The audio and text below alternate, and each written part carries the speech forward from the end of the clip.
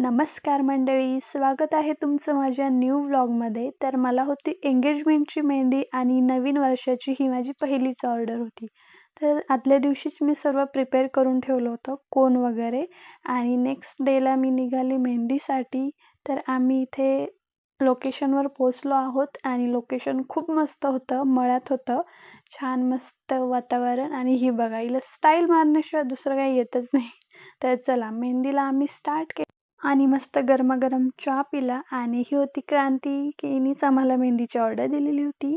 So त्यानंतर मस्त आम्ही फ्रंट हँडची मेहंदी कंप्लीट केली आणि मेहंदी सुकूस तर मस्तपैकी आम्ही जेवण वगैरे करून घेतलं.